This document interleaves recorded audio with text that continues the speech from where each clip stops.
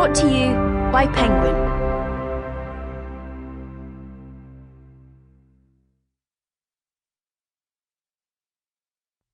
The Road to Ruin, the global elite's secret plan for the next financial crisis. This is the author, James Rickards. To the memory of John H. Macon, economist, mentor, and friend. We need him now more than ever. When he had opened the third seal, I heard the third living creature cry out, "Come forward." And I beheld a black horse, and its rider held a scale in his hand. I heard a voice in the midst of the four living creatures. It said, "A measure of wheat costs a day's pay, and 3 measures of barley cost a day's pay. But do not damage the oil and the wine." Revelation chapter 6, verses 5 through 6. Introduction. Felix Summery was perhaps the greatest economist of the 20th century. He is certainly among the least known.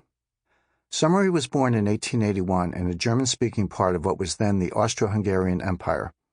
He studied law and economics at the University of Vienna. There he was a classmate of Joseph Schumpeter's and took his Ph.D. with Karl Menger, the father of Austrian economics. During the First World War, Summery served as a central banker in occupied Belgium, but for most of his career he was a private banker to wealthy individuals and institutions. He moved to Zurich in the 1930s, where he lived and worked until his death in 1956. Summery spent most of the Second World War in Washington, D.C., where he served as a Swiss envoy on financial affairs and provided advice on finance to the War Department. Summery was widely considered the world's greatest expert on currencies. He was frequently called upon by central banks to advise on monetary policy. Unfortunately for those banks, his sound advice was mostly ignored for political reasons. He was called the Raven of Zurich for his uncanny ability to foresee financial catastrophes when others were complacent.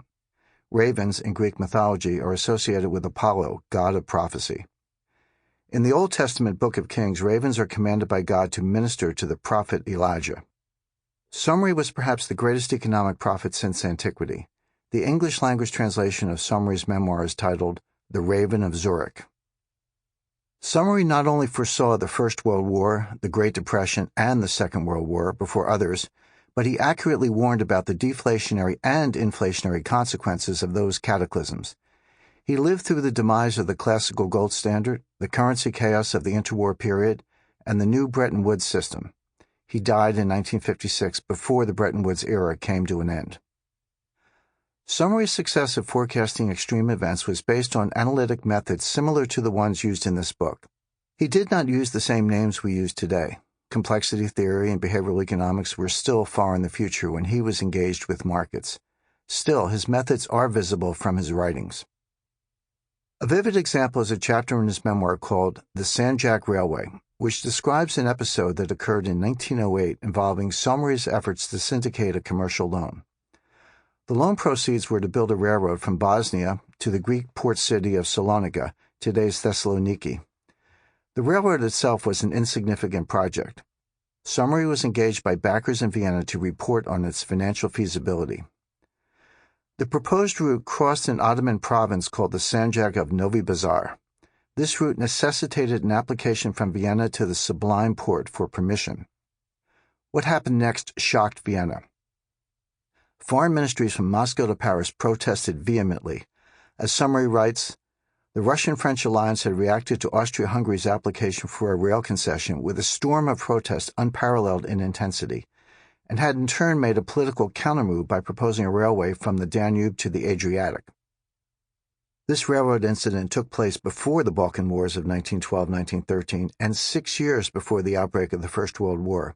Yet, based on the French-Russian reaction alone, Summery correctly inferred that World War was inevitable. His analysis was that if an insignificant matter excited geopolitical tensions to the boiling point, then larger matters, which inevitably occur, must lead to war. This inference is a perfect example of Bayesian statistics. Summery, in effect, started with a hypothesis about the probability of world war, which, in the absence of any information, is weighted 50-50. As incidents like the Sanjak Railway emerge, they are added to the numerator and denominator of the mathematical form of Bayes' theorem, increasing the odds of war. Contemporary intelligence analysts call these events indications and warnings. Sample complete. Ready to continue?